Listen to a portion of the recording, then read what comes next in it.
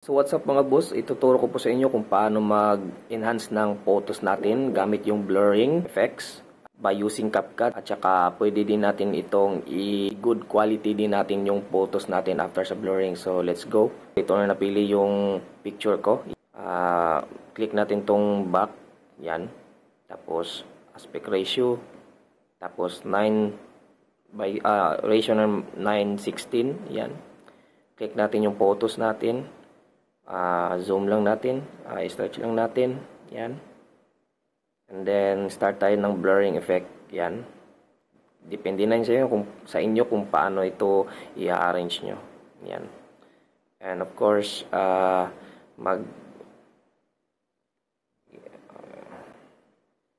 so punta tayo dito sa may duplicate natin yung picture natin, ayan. And then balik tayo dito, click natin yung una. So nagagawin natin, lagyan natin siya ng, i-crop natin siya dito.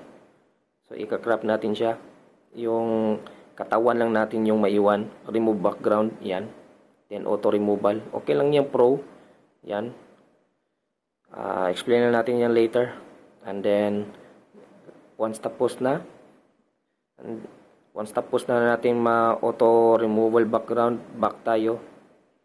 Tapos pili tayo dito ng overlay. So itong ito yung sa harapan, ito yung sa likod. So yung sa likod, click natin yan, tapos lagyan natin ng effects, tapos video effects. Hanapin lang natin yung blur. Ayan, blur. Hanapin natin yung blur. So ayan, may blurring na.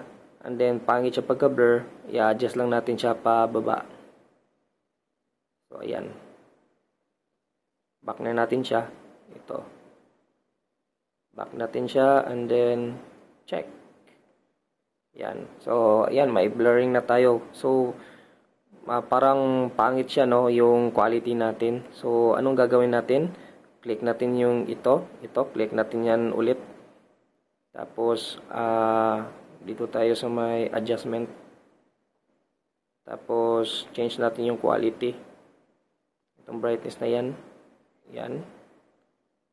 Yan. Tapos contrast. Depende na yan sa atin. Yan, contrast. Saturation, depende na yan sa arts nyo. Yan. Kung may magandang enhancement kayo sa photos nyo. Tapos by variance, wag na yung by variance siguro.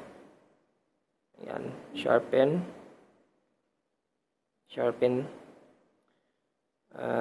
Wag na lang yan.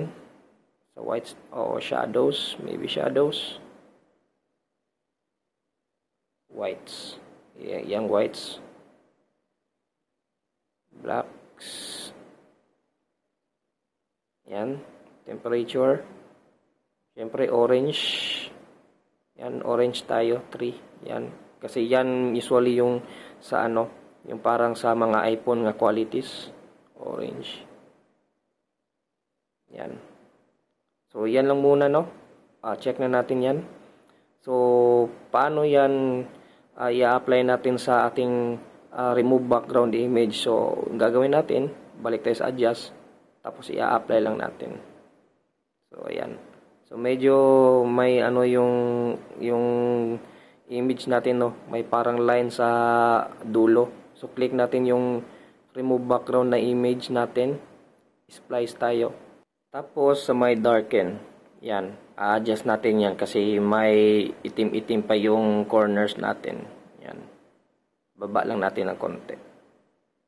So ayan, tapos okay. So kung tapos na kayo mag-edit, yung may screenshot your video. So yun lang, thank you.